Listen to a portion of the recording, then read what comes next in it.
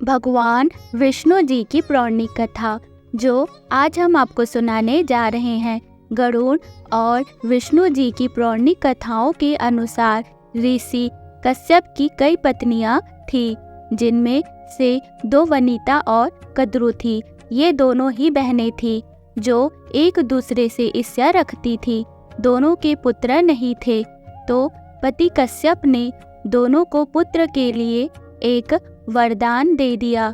वनिता ने 2 बलशाली पुत्र मांगे, जबकि कद्रु ने 1000 सर्प पुत्र रूप में मांगे, जो कि अंडे के रूप में जन्म लेने वाले थे। सर्प होने के कारण कद्रु के 1000 बेटे अंडे से उत्पन्न हुए और अपनी माँ के कहे अनुसार काम करने लगे।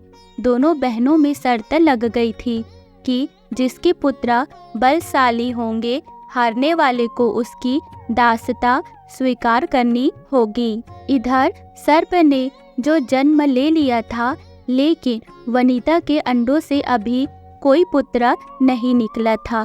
इसी जल्दबाजी में वनिता ने एक अंडे को पकने से पहले ही फोड़ दिया। अंडे से अर्धविकसित बच्चा निकला, जिसका ऊपर का शरीर तो इंसानों जैसा था, लेकिन नीचे का शरीर अर्धपक्व था। इसका नाम अरुण था।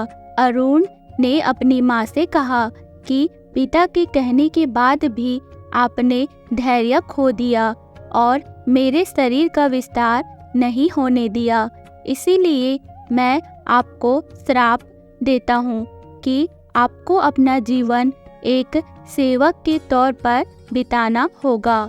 अगर दूसरे अंडे में से निकला उनका पुत्र उन्हें इस श्राप से मुक्त न करवा सका, तो वह आजीवन दासी बनकर रहेगी। भय से वनिता ने दूसरा अंडा नहीं फोड़ा और पुत्र के श्राप देने के कारण शर्त हार गई और अपनी छोटी बहन की दासी बनकर रहने लगी।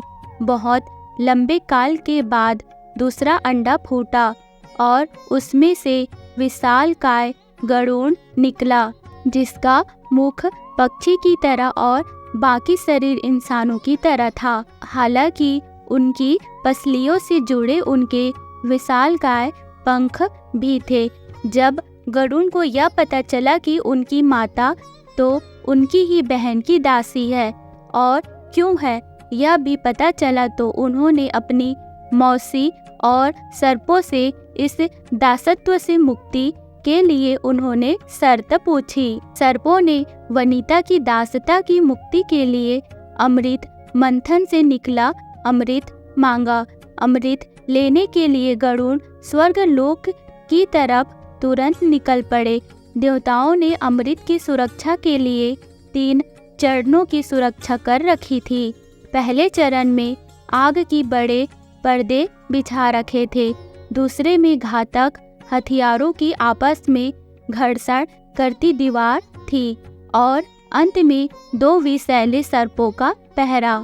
वहां तक भी पहुंचने से पहले देवताओं से मुकाबला करना था। गरुड़ सब से भिड़ गए और देवताओं को बिखेर दिया। तब गरुड़ ने कई नदियों का जल मुख में ले लिया और पहले चरण की आग को बुझा दिया। अगले पथ में गरुड़ ने अपना रूप इतना छोटा कर लिया कि कोई भी हथियार उसका कुछ ना बिगाड़ सका और सांपों को अपने दोनों पंजों में पकड़कर उन्होंने अपने मुंह से अमृत कलश उठा लिया और धरती की ओर चल पड़े।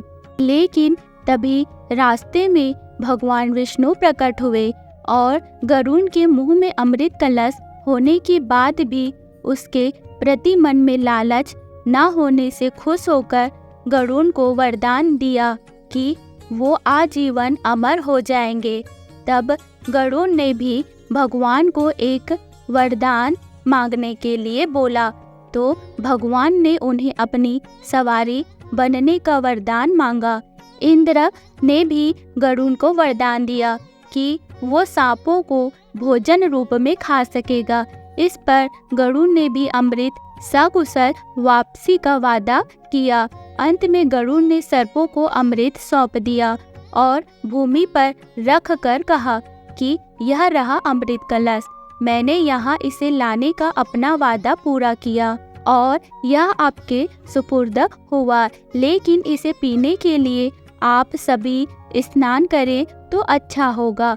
जब वे सभी सर्प स्नान करने गए तभी वहां से अचानक भगवान इंद्र पहुँचे और अमृत कलश को वापस ले गए, लेकिन कुछ बूंदें भूमि पर गिर गई जो घास पर ठहर गई थी। सर्प उन बूंदों पर झपट पड़े, लेकिन उनके हाथ कुछ न लगा।